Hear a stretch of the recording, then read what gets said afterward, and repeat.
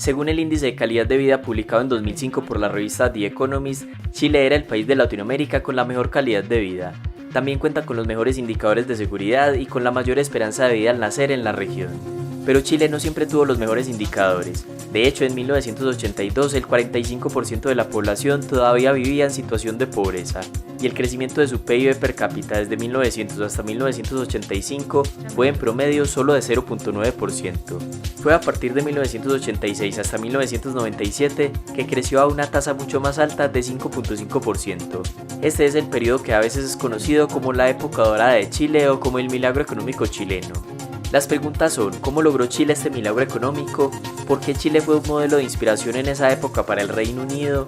¿Y por qué la mayoría de los chilenos quiere modificar el modelo económico actual a pesar de recibir el reconocimiento internacional? En 1970, Salvador Allende fue elegido para ser presidente. Su programa de gobierno se caracterizó por varias reformas como la nacionalización del sector bancario y la mayoría de las industrias y un fuerte aumento del gasto público. El número de empresas controladas por el Estado pasó en 1970 de 46 compañías y 0 bancos a 488 compañías y 19 bancos en 1973.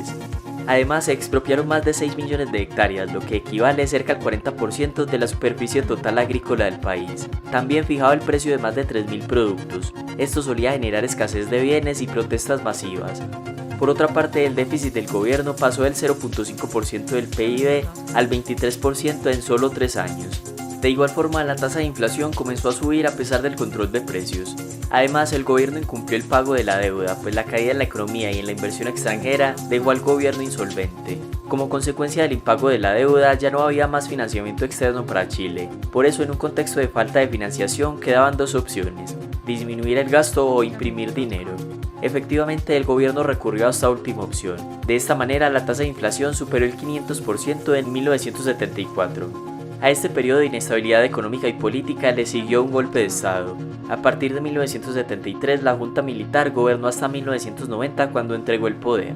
Durante este periodo, Chile siguió una política de estabilización del déficit público, la reducción del empleo estatal y la reprivatización de empresas públicas que se encontraban en una situación financiera precaria y que requerían el apoyo permanente de los fondos públicos. El gobierno liberalizó los precios y promovió la integración en la economía mundial. Paradójicamente, la dictadura militar generó una fuerte desconcentración de poder económico y preparó el camino para lo que sería la época dorada de Chile. Este cambio en la política económica fue de 180 grados y fue impulsado ideológicamente por un grupo de economistas chilenos egresados de la Universidad de Chicago, popularmente conocidos como Chicago Boys. A mediados de 1950 se creó un programa de colaboración entre la Universidad Católica de Chile y la Universidad de Chicago en Estados Unidos. Uno de los profesores era Milton Friedman, quien influenció un pensamiento liberal en los estudiantes chilenos. Ya graduados, ocuparon inicialmente en Chile cargos académicos, pero durante el gobierno militar ocuparon cargos importantes desde los cuales reorientarían la economía chilena, basados en la idea de que el Estado debía intervenir lo menos posible.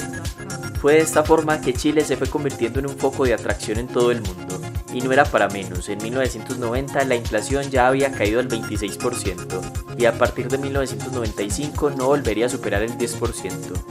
El porcentaje de población en situación de pobreza había caído al 38% en 1990 y al 7.8% en 2013.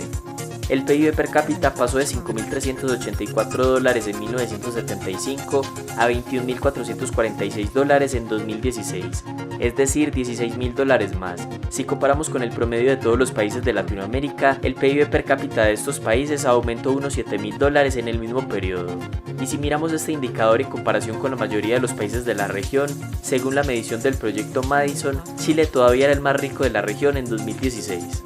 Chile y su liberalización económica fue un caso especial en la década de los 70, pues lo normal era la socialdemocracia, los crecientes estados de bienestar en Europa y la Unión de Repúblicas Socialistas Soviéticas, influyendo casi en medio mundo. Por esta razón, Chile sirvió como un modelo de inspiración para Margaret Thatcher en el Reino Unido, quien también recibió la asesoría de los profesores de la Escuela de Chicago. Milton Friedman ganó el Premio Nobel de Economía en 1976 y Friedrich Hayek, otro liberal, lo había ganado 2 años antes. Estos eventos y el reciente experimento liberal chileno impulsaron a Margaret Thatcher y a Ronald Reagan hasta cierto punto a implementar estas ideas en sus países. La pregunta es por qué la mayoría de los chilenos está inconforme con este modelo económico que era y es reconocido a nivel mundial por sus resultados tan positivos. Todo comenzó en 2019, cuando el presidente de Chile, Sebastián Piñera, decretó un aumento de las tarifas de transporte público en Santiago. Frente a esto hubo un rechazo moderado de cientos de personas, pero semanas después el descontento creció tanto que la ciudad se paralizó por las masivas protestas. Pero el descontento ya no solo era por la subida de las tarifas de transporte, sino por la desigualdad económica y por la desconfianza en las instituciones públicas y partidos políticos. Debido a la presión, el presidente anunció un plebiscito para crear una nueva constitución y satisfacer estas demandas. Como era de esperarse, en 2020 la mayoría aprobó la redacción de una nueva constitución. Estos deseos por una sociedad menos desigual son totalmente respetables, pero resulta paradójico querer cambiar el modelo que precisamente sacó a millones de chilenos de la pobreza, basado en el mercado y la poca intervención del gobierno. Recordemos que Chile tiene el mejor índice de libertad económica de la región. También resulta contradictorio anhelar mayor transparencia en las instituciones públicas y menores privilegios a la élite política, exigiendo un sector público más grande. Si lo llevamos al extremo, supongamos que el sector público no existiera. En este caso no habría en quién desconfiar, porque simplemente no habría recursos que malgastar. Por el contrario, si el sector público crece gastando más recursos en subsidios, programas de infraestructura o transferencias monetarias, hay más posibilidades de que existan malos manejos.